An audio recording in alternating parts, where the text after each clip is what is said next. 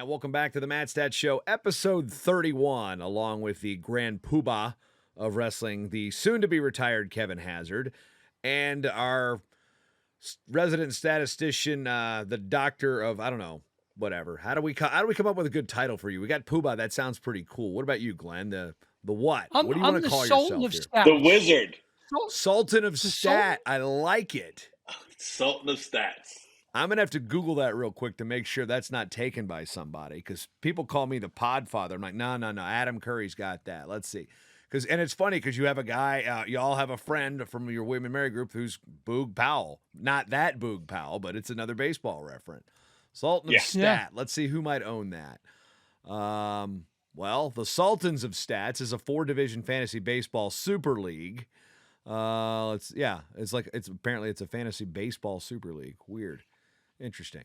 So, I think it's safe to use in the wrestling community. So the Grand Poobah over here, the Sultan of Stat over here, and I am a rather parched and worn down Jason Bryant here on the Matt Stat Show, where we look at things beyond just the actual score in the sport of wrestling, the money ball of wrestling, a couple different taglines we want to use. Today we're talking about statistics in regards to the NCAA Wrestling Championships, because we had, and of course Division I wrestling as a whole, as we had the scoring rule changes. But before we get into that, coming off a weekend in which we saw the United States Olympic team for 2024, the Olympic Team Trials champions crowned, still got a couple weights to qualify, 3 in Greco, 2 in men's freestyle. We'll do that in about 2-3 weeks in Istanbul, Turkey, which is how it's pronounced now. But first of all, I guess get some general impressions, what you guys thought about the trials. Let's start with you, Glenn. I thought it was great. I mean, it's just fantastic. I know it's difficult for a lot of people to see the passing of the torch, notably in the Brooks and Taylor match. But it's just part of life. I mean, it's great. I think we're in good shape, and I'm real happy to see it and be, to witness it. Kevin, what about you? I was thinking the same thing about the passing of the torch, and also how well some of the high schoolers did. I know they didn't get to the finals, but Jax Forrest going 5-4 with Gilman in the first round. I mean, that's pretty amazing. Sophomore in high school, and he's running with a world title or a world place winner. I think because I also was at the tournament the week before. And there were so many really good high school. They didn't wrestle like high school kids. They were right there at the world level. I thought that was really impressive. Yeah, and let's look at some numbers real quick. We talk about passing of the torch. We can let me just sort this appropriately, because in our Greco team with the 3 weights that are qualified, that's a little bit of it longer in the tooth, because you got a 21-year-old Peyton Jacobson, who is probably the least credentialed when we talk about statistics coming from high school. Only placed in high school one time, then decided to concentrate on Greco, is 21 at Northern Michigan. Then you got 33-year-old Joe Rao, won the trials back in 2016, didn't qualify the weight class, and then had some controversy surrounding his finals loss last time down in Fort Worth, and that kind of got ugly in some of the things that were said when trying to fight through that. Then he makes the team. The weight is qualified, so Joe's there. And then 29-year-old Adam Kuhn, who gets back on the team, kind of broke his 5-match losing streak format. He had a significant losing streak against Colton Schultz since he had come back from trying to go for the NFL. He's 29. Now, the men's freestyle team, 33-year-old Kyle Dake. Aaron Brooks is 23. Kyle Snyder makes his 3rd Olympic team. He's 28. And then you've got Mason Paris, who's 24. Then you've got the women's freestyle team. Hildebrandt's 30 on her 2nd team. Maroulis makes her 3rd team at 32. Kennedy Blades and Amit Alor are 20. They're both 20 years old. And Kayla Miracle on her 2nd Olympic team is 27. Dom Parrish is also 27. So the average age is about 26 and a half here. So we've still got a couple weights. Those are just the ones that are qualified. I didn't go through the weights that haven't been qualified yet, but we know that I'm just talking about, and of course, Spencer Lee. We can, other shows talk heavy on that because it's fresh on our mind, but it's just, age ain't nothing but a number, right? Right, Glenn? You talk about the ages, we talk about numbers. We can go forward that anyway. So that's just a quick look at some of the ages of our teams, passing the torch, the young and the new. And again, I was talking with my wife last night. She's like, she's been watching enough wrestling since we got married 14 years ago, and it's like, paying attention. She's like that Kennedy Blades. I mean, so taking out Adeline. 2 straight matches, passing of the torch there as well. Adeline's been such a great representation of women's wrestling in general and what it means to come up and grow up wrestling the boys and such. Same with Helen. So they've both been icons in this generation of women's wrestlers coming through. So that's it's one of the things we you shed tears when career, we don't know if their careers are over. Adeline's career's over or not yet, but Jaden Cox's is definitely over. He left his shoes on the mat. Mark Hall did it off to the side. I didn't see it, so that's why he didn't get a pop, is I had no idea what was going on. Couldn't see it. Nobody was communicating with me what was going on. So Mark didn't do his in the center of the mat, did it in a consolation, kind of off to the side, put him in the corner. Maybe that's indicative of I didn't watch his interview following because I'm obviously a little busy, but Jaden Cox was the crowd give him his due, Olympic medalist, multiple-time world champion. So high emotions at the Olympics, not just the passing of the torch, but also the ends of careers. And that's sometimes a hard thing to kind of grasp sometimes. I was really impressed. You have to be impressed with Amit Delore. She's got what, 8 world titles now? Something like that. 20 Yeah. years old. For 2 years, she was 17, 20, and 23. Or there was also or won the seniors 23 and 20. Yeah, she won all 3 of them one year, 2 years in a row actually. Now, what's interesting is Dave Matthews, who is not the band singer who went to UVA, the tech guy, the IT guy at USA Wrestling, had helped to develop the pin scenario, the pin rankings, the performance index, and he's got a database of all these results. We looked at the last time Amit lost to an American was I think 2015 at the novice Western regionals. It was, I was like what? Yeah. So and she was 11 at the time. Something like that. And the last time David Taylor lost to an American that wasn't an injury default was Jaden Cox at the 17 World Team Trial. So that's a pretty good run there too. So anyway, Glenn, what do we got today here on the show? Okay, today's show's called "The Sunshine Bores the Daylights Out of Me," and that's of course from the famous Rolling Stones song. And I selected that because of the solar eclipse we had here recently. Some parts of America had 100%, some parts had less, some parts had none. But anyway, this episode deals with how team scoring changed with the new 3-point takedown, 2, 3, and 4-point near fall, how accurate the seeding is, and basically a recap of the 23-24 seasons.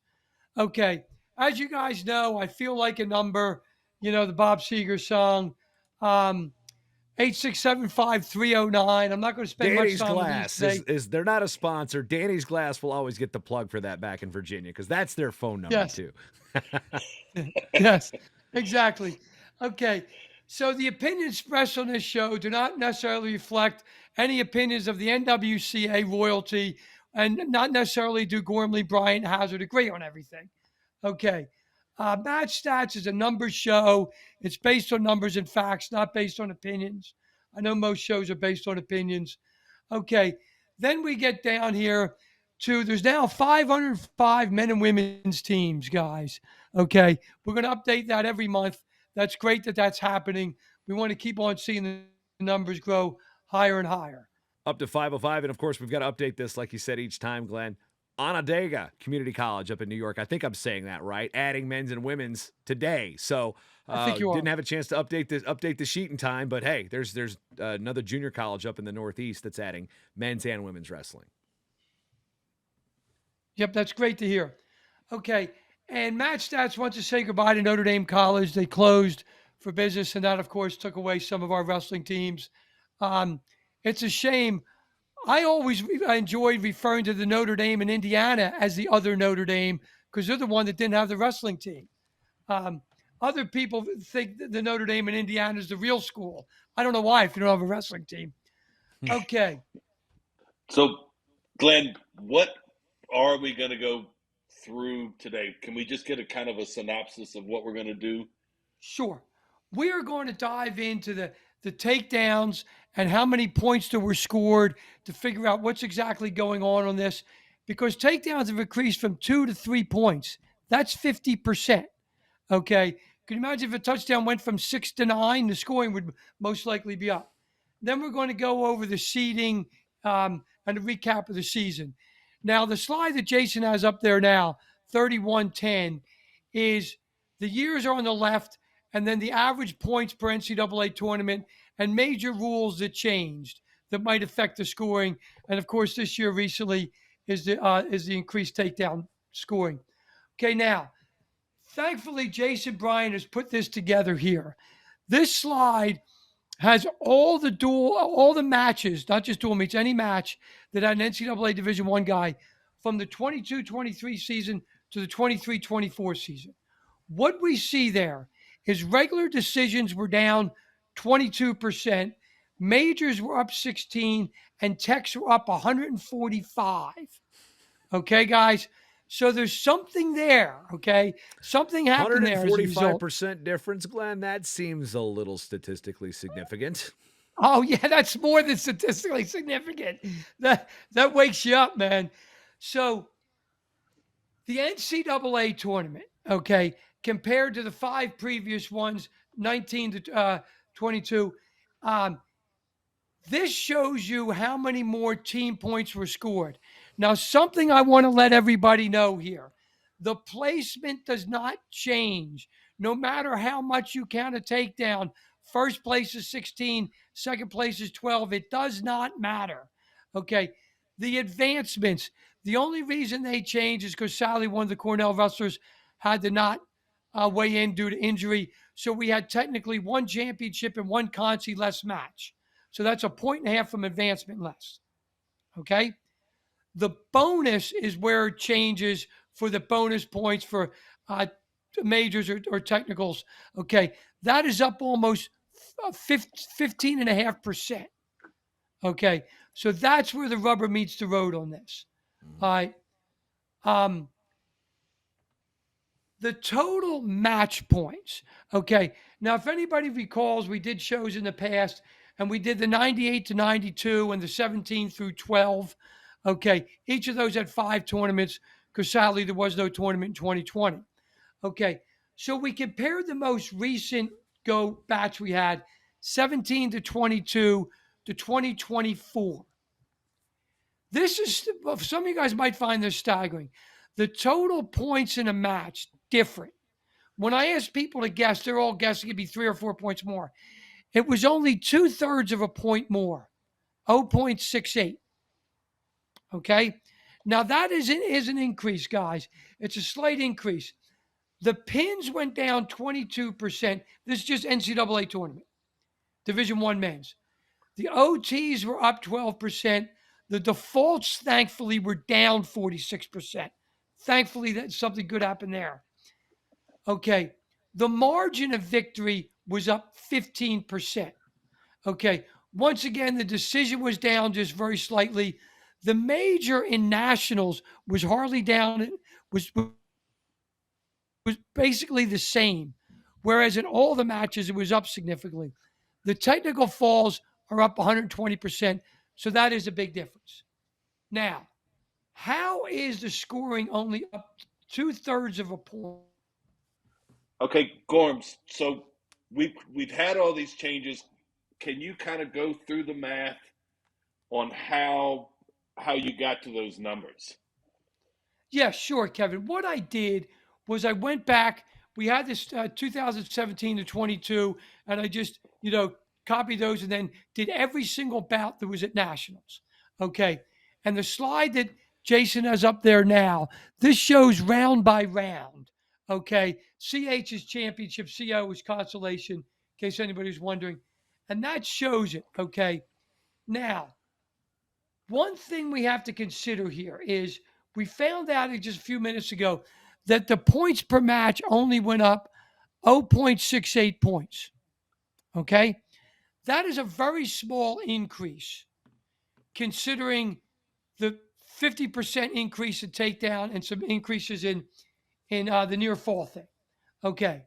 Now, when we wrote the match stats book that was released in October of 2020, we looked at the quarters, the semis, and the finals of all weights from 2017 through 2019. We learned that 4.61 takedown points per match were scored. In other words, 2.3 takedowns per match. Okay. 50% of all points were from takedowns. There were 5.4 scoring moves per bout. Okay. So when we take this all together, okay, what we can do here, guys, is we can have what we call some statistical assumptions. Okay. And this is basically, when a guy like a statistical guy keeps everything the same and doesn't have any bias and not massaging the numbers, we try to figure out why we're only at 0.68 increase. Okay.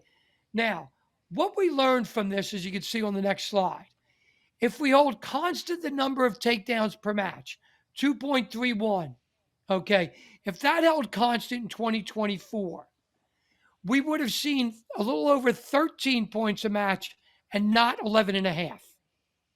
Okay?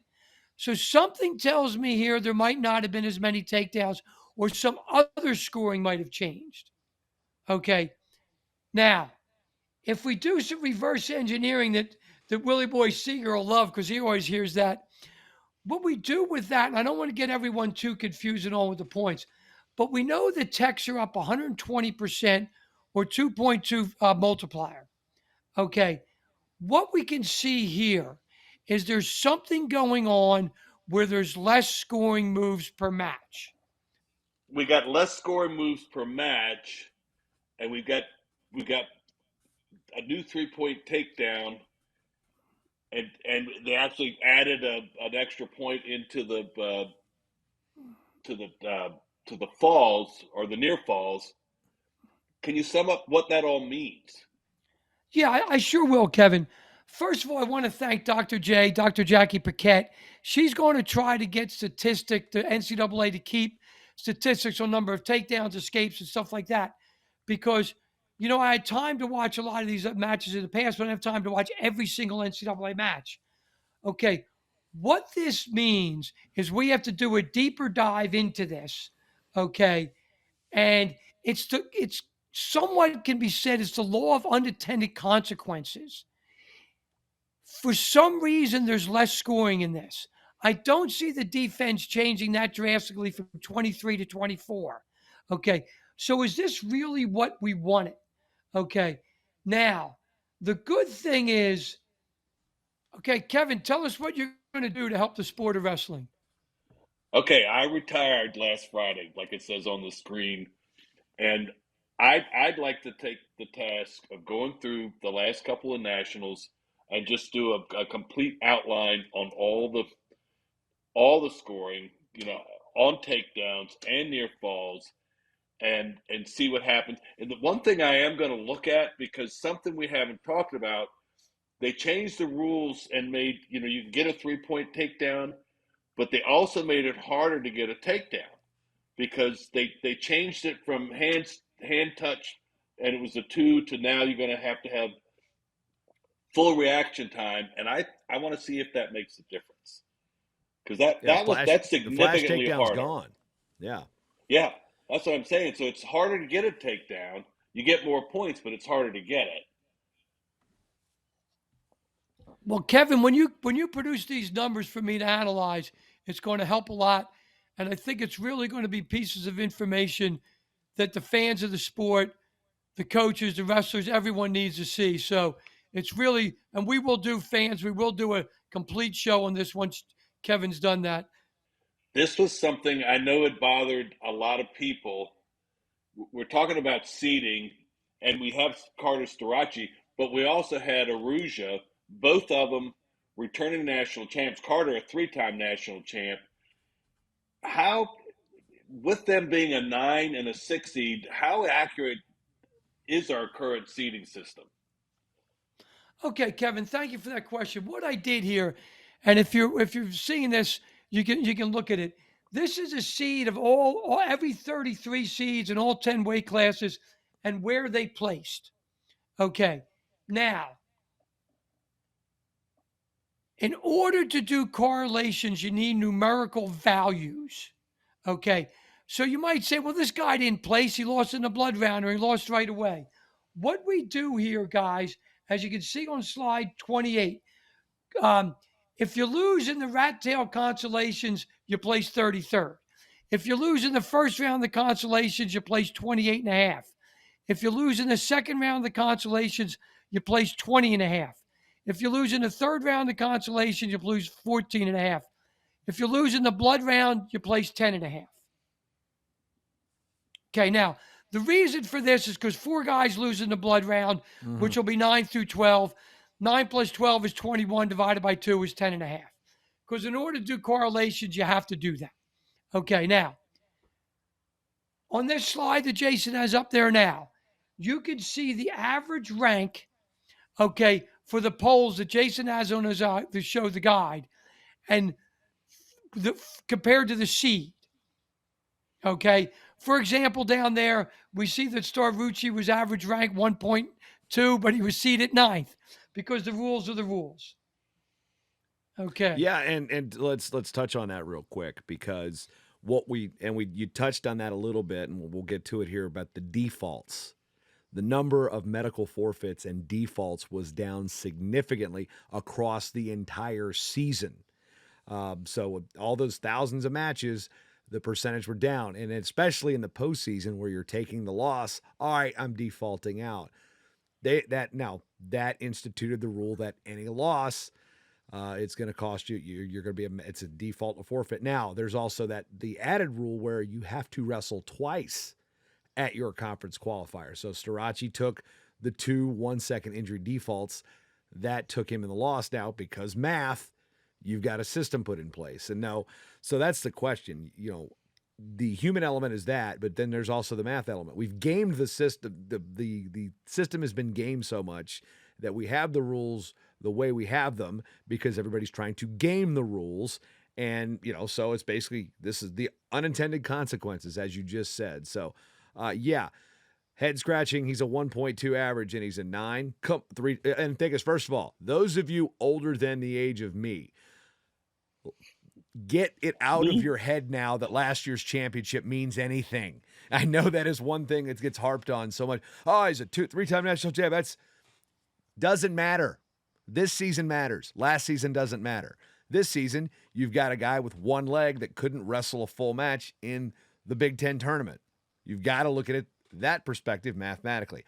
It sucks. I know it does, because I think everybody and their mother knew he was going to probably think he was going to place better than, actually hit his placement. But without knowing what it is, we don't have injury reports in college wrestling.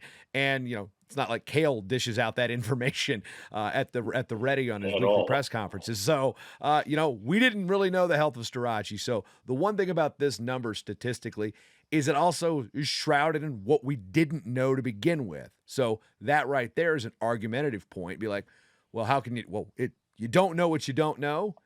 And when you apply math formula to something you don't know, you could get the outlier. But interestingly, if you look at this chart, you've got Starucci, and then you've got at 133, you got Aruja at a 6, and he's ranked 2.8. But the rest of it's pretty spot on between the polls and the seeds. Yeah, there were a couple ones that I looked at that were like, I don't know, because you get the added weight for winning a conference championship, and at some places I don't want to crap on the Mid-American Conference, but there are some weights there that were not as strong across the board, like the champ and the MAC. Some year, this year wasn't as strong as obviously not the Big Ten. Most of the time, not the Big 12, but it's not necessarily the SoCon champ, the MAC champ, Pac-12 champ. Those are the smaller or less tougher conferences in terms of, using your air quotes here, compared to the Big Ten. But, those tournament titles weighted the same. So that's something where you could get, this guy in the MAC is seated in the top here, and is he really there? And in some cases, like Peyton Keller, for example, he basically kind of backed that up a little bit. So, that's one of those things where it's like, okay, we'll look at that. But those are some things that you also got to remember. The system has been gamed to the point they have to create the rules to make sure it's equitable and fair. And at the same point, keep people from gaming the system. So, Vito lost to one guy twice, who was the 2 seed. I think the Vito is the one I probably had the bigger head scratch about than Starucci, because, Vito wasn't 100% healthy all year, and he, got healthy enough to catch fire and have a pretty good tournament. So Now we're going to talk about correlation coefficients. what? Gorms, before we jump into that, can you kind of go through that, in a non-stat manner and explain what they mean? Yes, we need you to be the Sultan of sane right now. Give me a just a sane rationale or sane explanation of what correlation coefficient is for the uninitiated. Okay, certainly. Correlation coefficient ranges from +1 to -1. Okay. +1 is a perfect correlation, positive. -1 is a negative correlation. 0 has no relationship. To give you an example, a positive correlation of +1 would be the speed limit you're driving and how many miles you go. Okay. A negative correlation would be temperature and the amount of clothing you wear. Okay. You get all bundled up. If it's 0, if it's 100 out, you wear a t-shirt, right? Okay. And then no correlation is things that have nothing to do with anything. The team that wins the World Series has nothing to do with Penn State winning the wrestling title. Okay. They're just totally random. Okay. Now, I hope everyone kind of got something out of that. Now, on the next slide, I tried to say it in layman's terms here. Okay. So the next slide, which Jason has up on the screen, it has 3 rows. The first row is the correlation of all 33 seeds and the place. Now, when I use the word place here, I'm not talking about All-American placing. I'm talking about the numbers I gave you all the way from 1 through 33. Okay. And if you see that, they are strongly correlated, the seeds and the place. So whatever system we're using works out well. Okay. The next row does the top 8 seeds and place. And the next row does the top 8 rank and place. Now, the reason that the top 33 will do better than the top 8, I'll try to say this in layman's terms. The places in the real place and the All-American places only go to 8. So that number is not as going to be close to the other ones. Okay. So don't take from that chart that they're doing a horrible job predicting the All-Americans, but a good job predicting 33rd place. Okay. Can I jump in there? I mean, Sure. The next worst one is 125 being non-correlated, and all year long, 125 has been a Obviously. crapshoot. I mean, you could have taken the top 16 seeds, put them in a basket, and every week you were going to have a different. They were going to be placed differently. Yeah, no Because it was seed. so That strange. 1 through 33 was 100% not correlated to whatever. I don't know. This whoever was 1, well, in this case, we had one of the few times the 1 seed doesn't place at all. It's only happened 13 times since 1979. But it's like, if you showed this to a person on the street that doesn't know anything about numbers, but yeah, of course 125 was not going to be mathematically in tune with what we were expecting. Yeah, and that's guys, that's a good sign for the sport that there's so much parity. I mean, who wants to go to a tournament when you know who's going to win every darn weight class and every bout? I mean, it would take the fun out of it. Okay. Now, the next slide, then what we have is slide 34. Okay. If anybody's wondering about the seeding system and they don't like it, blah, blah, blah. The correlation between the rank and the seeds are basically as close to +1 as you can be. Okay. 2 of the things that aren't real are the furthest away is the weight classes with Arujá and Starucci.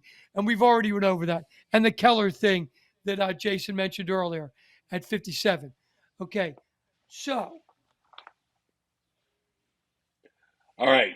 So, summing up, do you like the fact the mathematical system as opposed to people like me sitting in a room the night before for hours and hours and on end arguing about who the seed is because in 1973 this guy beat this guy and he's better. No. But yes, Kevin, I love the new system. And here's one of the reasons. We used to find out Wednesday night after the coaches' banquet what the brackets were. I don't mean Wednesday night like the week before, like we do now. I'm talking about a couple hours before the tournament started. Okay. So it's a huge time saver. It makes everything, I think, a lot better for it. Sure, sometimes people have to drop out due to injuries and all, but I love the new system. Here's the thing. Also, new system. I mean, like our qualifying system has been around for a decade and a half now. So, like, what in wrestling parlance, new? What is new? Because like a lot of things that really aren't new. They've just been not like it used to be. Now, I also want to take issue with the question and the concept of smoke-filled rooms. The only wrestlers I've ever seen smoke are in Eastern Europe. So I don't know how. I mean, and Bucky Mon. So like, the only Okay. I want to know where the wrestling coaches were smoking cigarettes in these things back in the day, because It, even it was they knew it it wasn't was healthy. cigars. Okay, cigar. Yeah, Okay, I got you. there I wasn't got you. there wasn't actually smoke in the room. It's just an old saying. No, the smoke was coming out of the coach's ears. That's where it was coming from. Okay. That's Okay. how we do it. Now it's all clear. I get it. Thank you for. It took me 40 years to realize that. We've just now figured it out. You learned something beyond correlational coefficients on the Matt Stats show. Yes, The, yes, the yes. Pearson correlation coefficients. Pearson, yeah. All right, next slide, guys. All right, here we go. All right, so we've covered it in wrestling. So also something that the whole nation covers at the same time is the NCAA men's basketball. Now, how do their seeds correlate with the tournament? Okay, the NCAA basketball. I think right after the show, you can probably watch the prospective seeds for the 2025 tournament because they cover that endlessly. Okay, they haven't even played a game yet; they'll cover it. Okay, so actually, I did the correlations on those too, and you see the slide up on the board. The experts in basketball, and this is all done by human beings, okay, is not as accurate as our mathematical system that we do in wrestling. So, anybody who likes to talk about that, we have a better system in wrestling than basketball does for the 2024 season. That's not to say it's been like that forever. Okay. It's for basketball, all that is something to fill airspace and sell advertising. That's what it is. Okay. Now, slide 41. All right, something that's been going on the last couple of years. There all of a sudden we had this concept of the portal. It's Jason, that is relatively new. And how many of those wrestlers that have gone in the portal were there, and how many All-Americans, and did we have a champion? And I see it's partly on the screen, but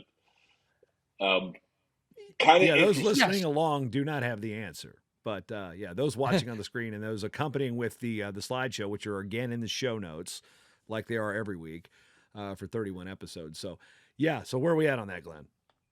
Okay, so here's where we're at on that. And since this show did start out with a solar eclipse, something new in the solar system might not be new in the wrestling world, and I'm old and all that stuff. That's why I still call this the new system. You are old. Yep. Yes, I am. Okay, so in 2024, okay, there were 60 transfers, guys. All right. That qualified. There were actually, That I actually qualified. have to go back That- and that I qualified. need to go back and find the list of actual how many guys actually that were rostered from other teams. I have that number somewhere. It was nuts. Anyway. Yeah, okay. So 18 of those transfers placed. So 22.5% of all Americans, okay, were transfers. 30% of all wrestlers in the tournament were transfers. All right. So that is a big number. 77% of all of non-transfers placed. Okay, which makes sense since that's about the same number relation there. All right. So transfers are a part of this world, guys. I don't know how to say it other than it's here to stay, and we just got to deal with it. Yeah, and there was it's not official like stamped yet, but it was approved that now if you're academically eligible, you can transfer as many times as you want and be immediately eligible. It used to be okay, you can transfer, and it was your second transfer that you were kind of locked up on. But now it's like if you're academically eligible and on path to get your degree, you can jump from school to school to school to school. Right now, we're still seeing this should be the last year of the extra COVID years, plus the grad transfers. So I'd think this number is going to go down, but then again, now the ability to transfer multiple times, I think that's definitely going to go up because logically we're going to be like, all right, I don't like it here. I don't like it here. I don't like it here. Somebody could try to go to say, all right, Nick Suriano, I got you beat. I'm going to try to place 4 times at 4 different schools. How about that? So we've done it in the weight classes. Now the next thing is going to be, we're going to not only do it in 4 different weight classes, he did it in 4 different schools. Yeah, let's see if that happens. Yeah. Yeah. Or it's going to get so bad he can transfer in between the quarters and the semis. Now, granted, I gotta addend my own statement there. Suriano did not place while at Penn State. He did qualify while at Penn State. So before you jump down my throat on Suriano not placing, I caught my error there. There's a couple names in there that have placed it at multiple schools. And there's actually, I think, somebody this year in the NAI ended up placing now their 3rd division. So that's another thing to look at. But I digress. Yes. All right, slide 43. Okay, so we've talked about the scoring. So, how were the team champions from all the different championship tournaments this year? We had NCAA, NAIA, NCWA. What states are they from, and how many were in private and public schools? Okay, thank you for that question, Kevin. Just in case anybody was wondering, there are 18 different national collegiate tournaments each year now for wrestling. Okay, in 4-year colleges. Okay. So you have the 3 men's NCAA, the 1 men's NAIA, then 2 men's NCWA, the women's, what will soon be the NCAA, hopefully by 2026, the women's NAIA and the women's NCWA. Okay, so I'm not going to list all the champions. They're there for you guys to look at. There are schools from 14 different states that won a team title or were a team runner-up. I think that is great, guys. Okay, and no surprise that Iowa had 3 and Pennsylvania had 2. Okay. As far as your question, Kevin, public and private, 72% were from private schools. And if you think about it, we've learned that's where the growth of wrestling is coming. So that really should surprise you guys. Yeah, it's and the lion's share of the NAIA are private schools. There are not that many state institutions in the NAIA with wrestling programs. There are, and at a Division III level as well, where most of the state schools, the public schools in Division III, reside in the SUNY system or in the Wisconsin conference. So those are the ones.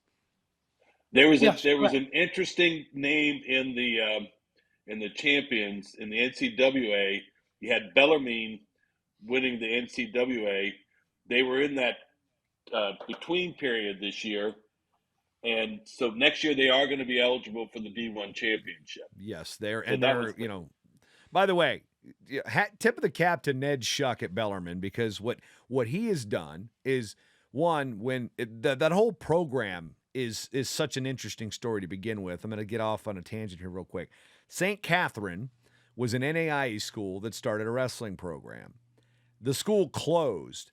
Right down the road, Bellarmine, which was then Division II, said, all right, we'll take all your guys. We'll start a wrestling program. Then the school reclassifies.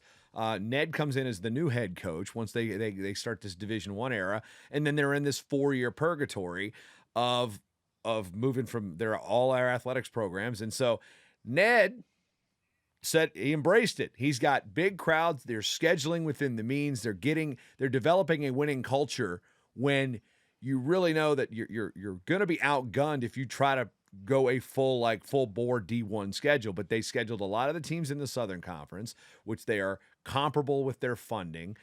They're increasing their recruiting base. Say, hey, we're D1. This is what it is. So Ned has taken the transition game for wrestling programs in a positive direction, whereas Lindenwood and Queens universities are like, well, we're transferring, we're transitioning, and we clearly are not ready to go D1 in any of these other sports. So we're just going to drop a bunch of them. So Lindenwood, I think, cut 10. Queens cut wrestling, and just that's what I worry about is the transitional years. And Ned has shown the blueprint. So wrestling coaches at those schools that may be considering, give Ned Shuck a call. Here's how you can build a program when you have no NCAA postseason. You use the NCWA as your buffer zone. And good on Ned, good on Bellarmine. So good point, Kevin, to bring them up. Yeah, Kevin, very good point. Okay, slide 48. Okay. So we've been talking about Gorms. Now we need to get with Jason. I don't remember seeing this slide in the pre-show, Glenn. This is a surprise. Come on, man. All right, what do we got? Yeah, you're never prepared for wrestling trivia. But you can do stats and trivia at the drop of a hat. I've been in the bar with you doing it. Yeah, I've definitely been at the bar doing trivia before. All right, so here's what we've got. It's a bunch. And this is not, and I will say this to clarify, this is not a fully inclusive list. There are a couple things that we sent through to Mike's newsletter that he sends out for the NWCA, and at a second glance, there were a couple things that I had missed out on some things, but there were some names out here and some data. So first-year programs that had qualifiers at the national championships, of course, with the women's growth, we've got it the way it is. Iowa won the NCWWC because we're playing alphabet soup right now. NJCU, they are the Gothic Knights, which is one of the coolest nicknames in college sports. New Jersey City University, one thing there, hey, promote that thing back to a full-time coaching position. That is my suggestion there.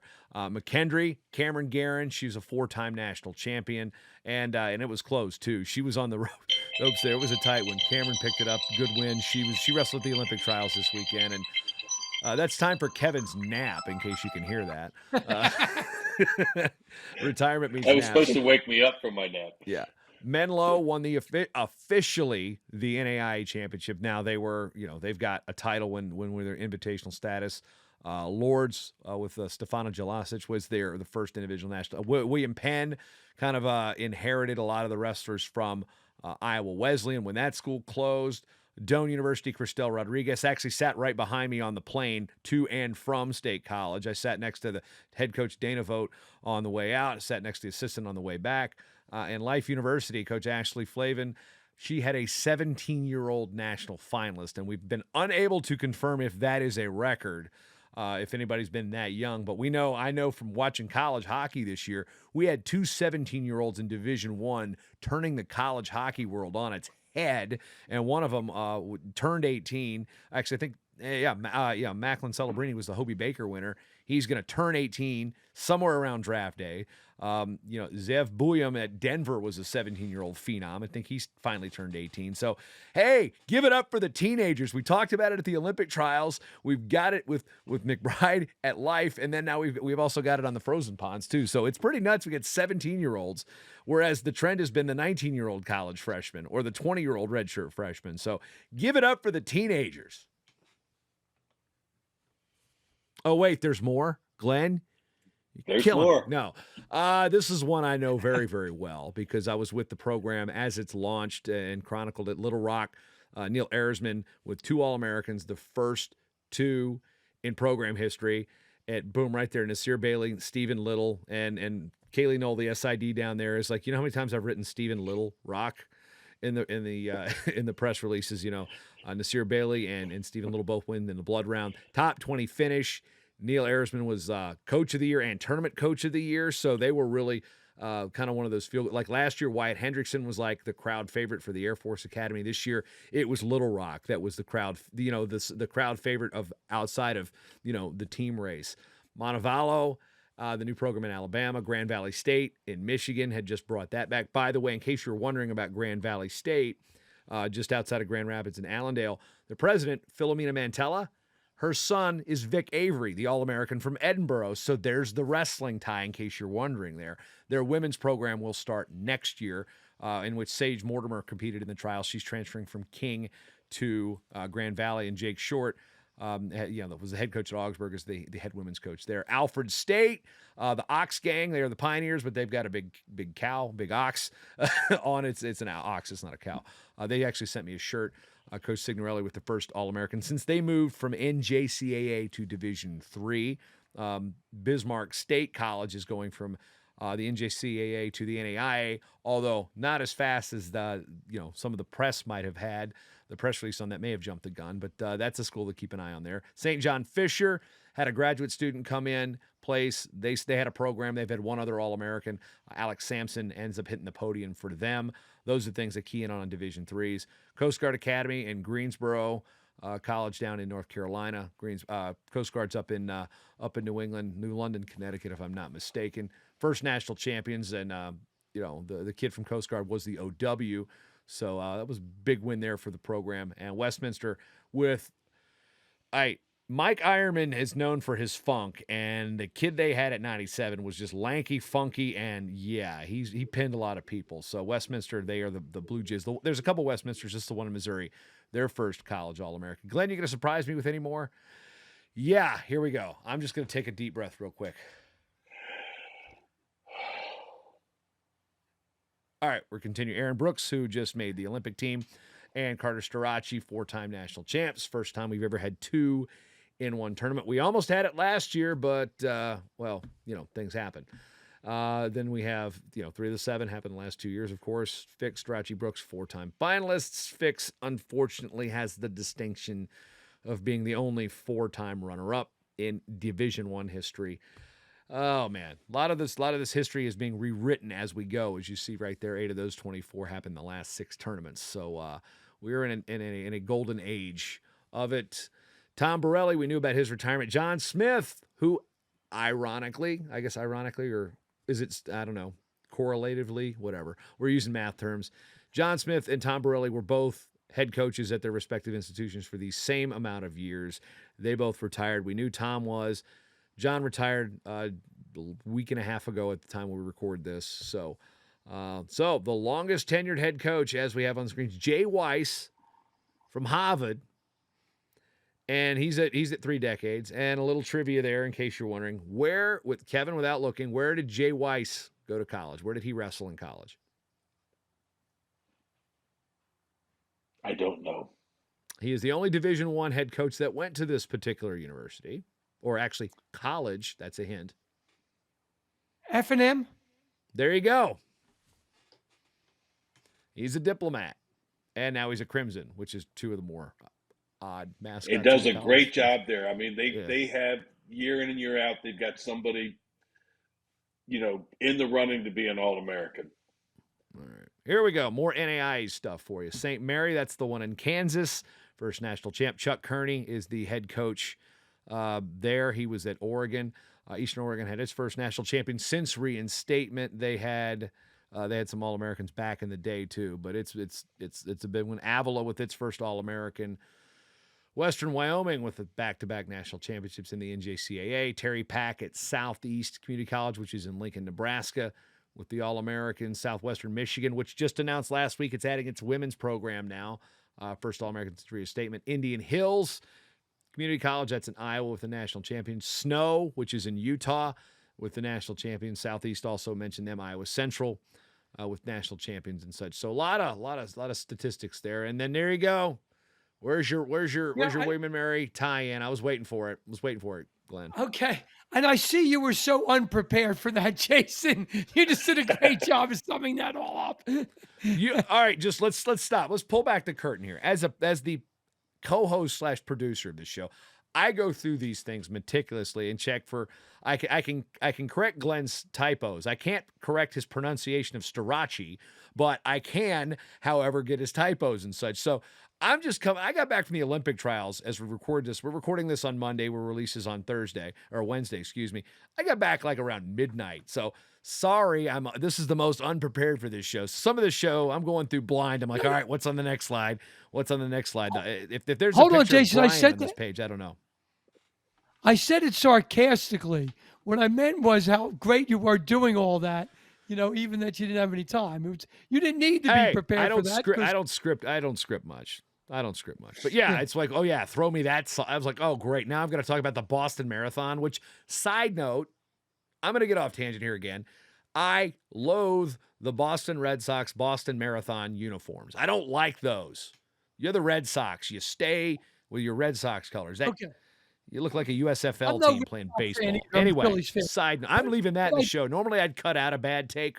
I'm leaving that one in there. I hate the Boston okay. Marathon uniforms, Red Sox fans. Live with it. Okay. This is about the marathon and not about the Sox. Okay.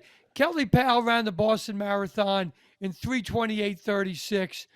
Matt Stats is naming her the Tribe Wrestler Alumni of the Year. Okay. Again. Once again, it's a great time. Yeah. I mean, hats off to Kelly. I don't know how Bobby Powell ever caught her to begin with. No. The aforementioned, definitely. not Boog Pal, but your Boog Pal. Yes, exactly. Our Go ahead, Pal. Kevin. Okay. These Tell are us the to Kev wrap notes this for the up. episode. Number 1, the new takedown points, 3 points, made it instrumental for Matt Stats to investigate the effects it had on the NCAA championship matches. 2, bonus points were up over 15% at the NCAA men's championship. Tech falls are up 145% for the season. That's an amazing difference. 3, 50% of all points in the quarters, semis, and finals in 2-7-19 were from takedowns.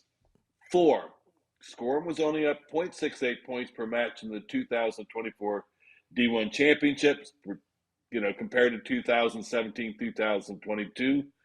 Thereby, there's fewer scoring moves, and that's something we're going to look at deeper.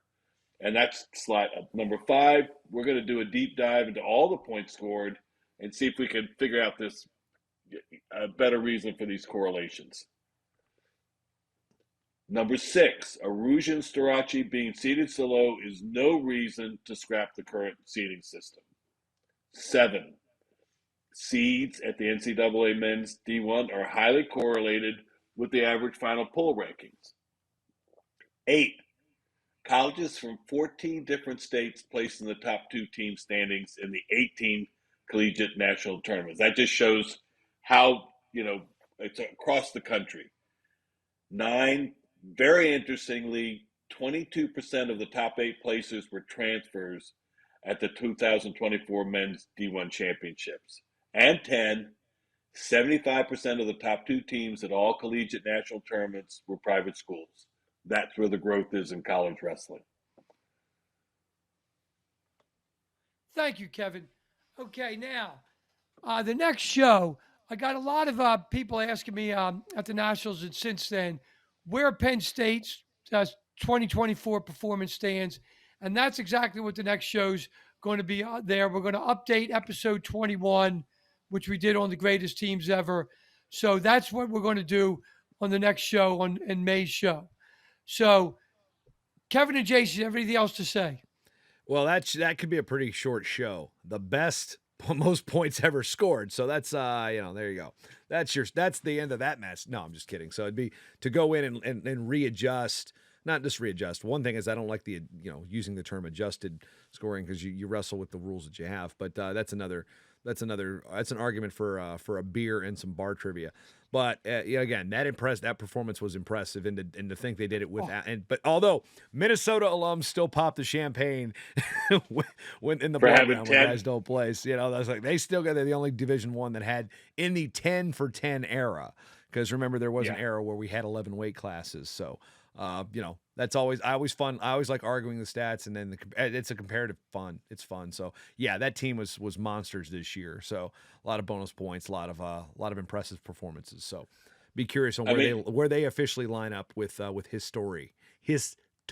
historical preference. Man, I've talked all weekend. I can't talk on the show. What the heck?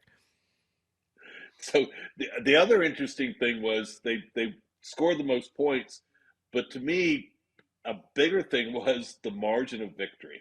Oh yeah, that might be the stat. I mean, we have that. That's in the guide. Yeah. 100 Wow. points. Yeah. Yep. Well, anyway, guys, that's what the next show is going to be about. And on behalf of Jason Bryant, Kevin Hazard, Glenn Gormley signing off for Matt Stats. See you next month.